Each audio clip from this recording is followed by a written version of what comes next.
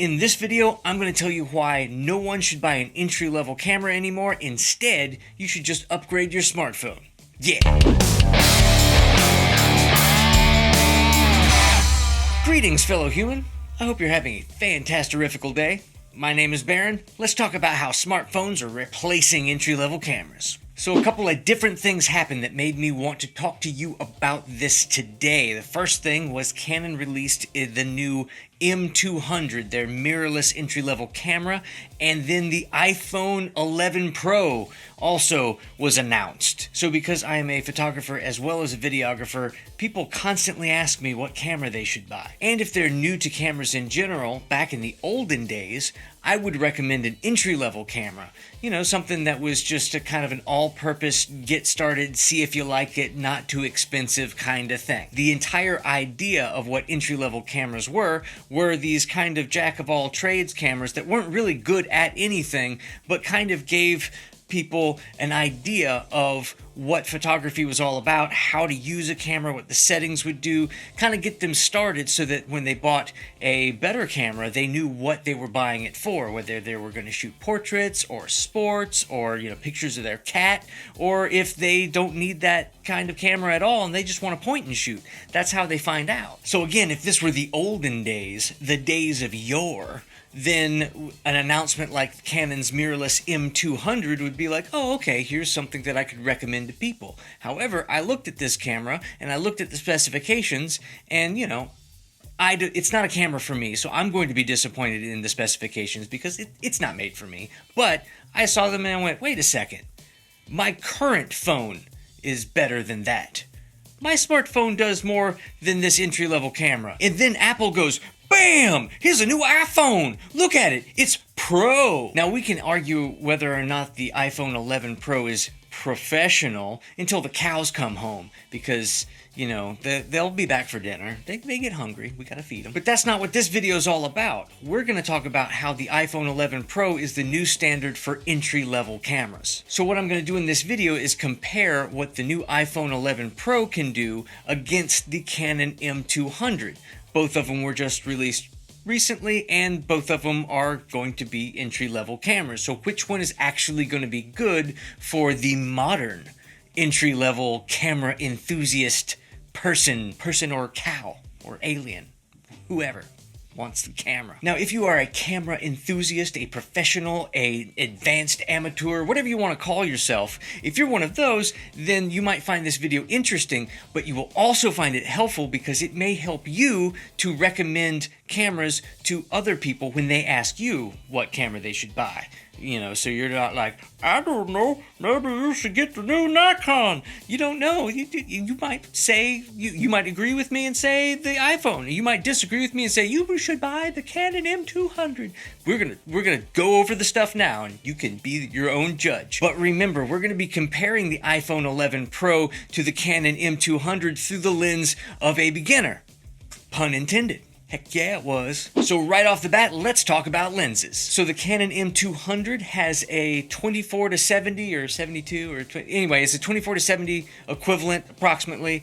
It starts at an f3.5, and when you zoom in, it goes all the way up to an f6.5, which means that not a whole lot of light's going to get in that lens. And if you're familiar with entry-level cameras, as they generally are because they're cheaper and they cut a lot of corners because they don't put all the stuff in it, that you also know that the sensors in these aren't, you know, the greatest light gathering sensors ever, and then so this lens is not doing any favors for the M200. Now the iPhone 11 Pro is a little different. It has 3 cameras. It's got a wide angle lens, it's got a what they call the normal lens, telephoto, and then anyway, it's got 3. It's got a wide one, the normal one, and then a zoom one. So the super wide angle lens is a 13 millimeter full frame equivalent. Then the other next lens is the 26 millimeter full frame equivalent, and then you have a 52 millimeter full frame equivalent. That's the field of view, not the actual. Anyway, you get the idea. So you actually have you have very similar ranges in these lenses. You can go from 13 to 50 on the iPhone, but you can go to 24 to 70. So you're trading off a little bit, but most people are going to go wider than tighter because you can also just, move your feet. You can get closer with the camera, unless you're at the zoo, because then that's dangerous. Now, the iPhone 11 Pro does on paper look like it gathers more lights with its lenses. The 13mm has an f2.4, the 26 has a 1.8, and the 52 has an f2, which is, so it seems like it's gathering a whole lot more light. But when you take into the fact that they're much smaller sensors than what's on the Canon, then it kind of evens out a little bit there on what those mean as far as equivalence goes. All right, so now let's talk about the elephant in the room. That's a weird phrase. Where did that come from? Did somebody actually put an elephant in the room and be like, this is something we should say to represent? I mean, seriously.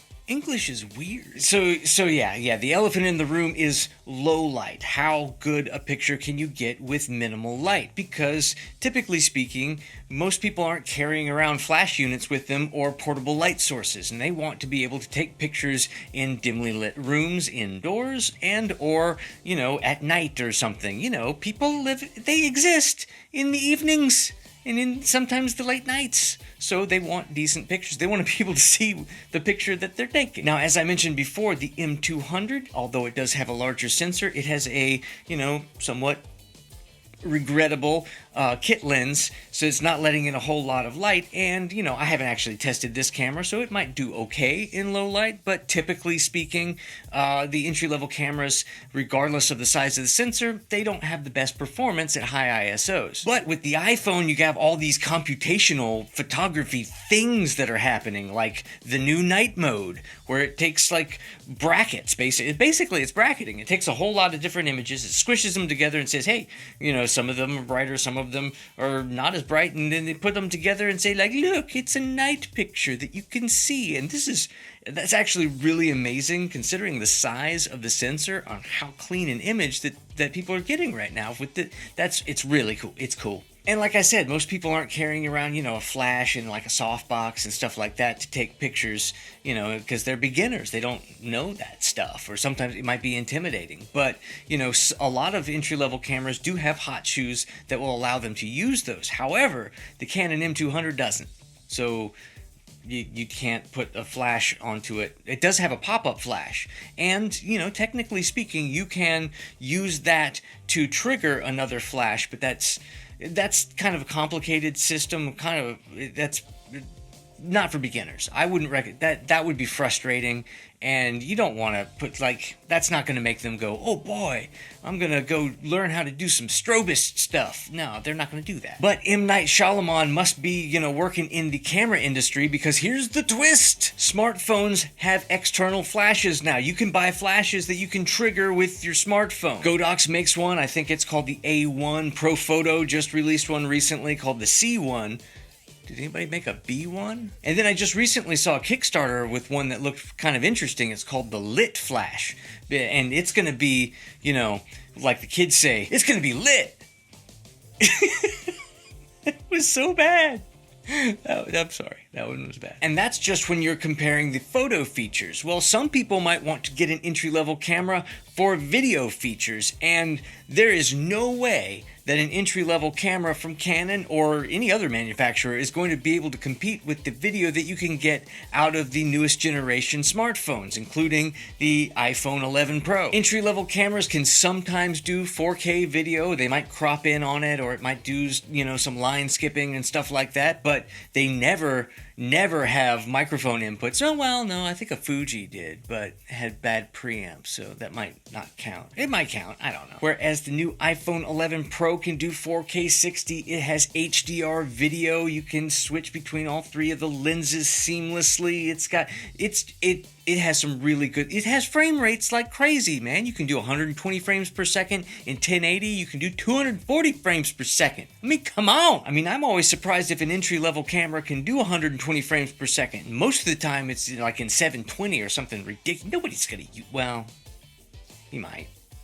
Whatever. Okay, so that's like a quick rundown of, when you're actually taking a photo or shooting some video. What happens when you're done? With your traditional entry-level camera, you have to take the photos and or video off of the camera and put them onto a laptop or computer. And then you have to use an application on that laptop or computer in order to, manipulate the photo or, edit up the video. And, that's a whole nother piece of equipment that that adds to the cost technically, because you have to get a computer and then you have to get the application and then you have to learn the application, because you might not know, if they're a beginner, they might not know how to do it, and that can be intimidating too, learning how to edit stuff on videos or photos. Yeah. Whereas with the iPhone 11 Pro, you can actually edit the photos right on the phone. And it's actually pretty intuitive. You can do it in the app itself, or you can use something like Lightroom Mobile, and it's very easy and it's intuitive. Everyone knows how to use the phone already, so they're not super like, what is going on? What does this mean and that mean? They just press buttons and they're fine. And with apps like LumaFusion and like Adobe Rush, you can edit the videos now on the phone, and that's amazing. So you don't even need the computer, and you have it right there. And most of the people who are going to be buying entry-level cameras, they're not buying the camera to do professional work, but they do want to share the photos or videos that they take with other people, and they're going to do that on social media platforms. So the Canon M200 is boasting its vertical video mode, so you can share the videos on like Instagram and stuff like that, but you still have to get it off of the camera and edit it and then post it. So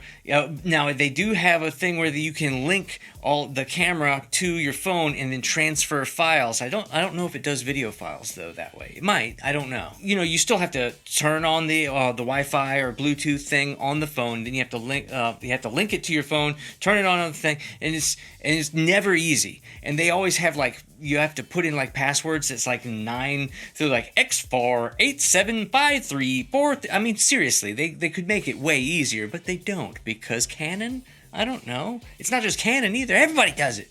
They make it hard. That's what she said. Whereas with the iPhone 11 Pro, it's already on the phone, so you can edit it on the phone, whether it be a picture or a video, and then you can post it from the phone. So way easier. And you don't have to take it from another device onto your phone. It's already there.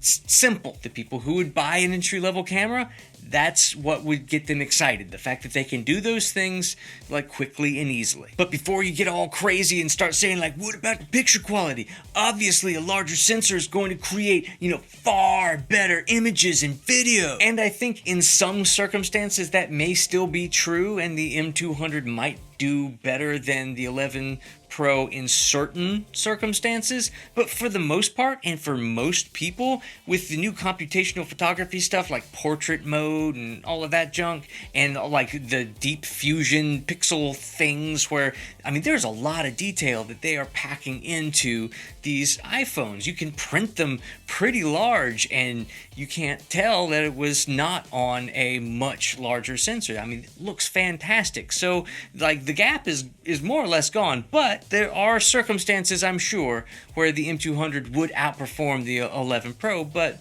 it's probably not worth having an extra device just to do that. So, as I'm sure you could probably tell, I am not going to recommend an entry-level camera to people anymore. I am going to recommend that they upgrade their smartphone to the newest flagship with 3 cameras, whether it be an Android or an iPhone, or it doesn't matter.